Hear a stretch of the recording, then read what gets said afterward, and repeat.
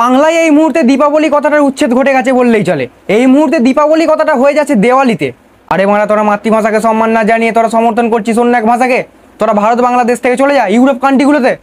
ধর্মের ভিত্তিতে দেশ ভাগ হয়েছে, কারেন্সির ভিত্তিতে দেশ ভাগ হয়েছে, ভাষার ভিত্তিতেও দেশ ভাগ হয়েছে, রাজনীতির ভিত্তিতেও দেশ ভাগ হয়েছে। যেভাবে যা হয়েছে হয়েছে, সেটা আমার বলার বিষয় নয়।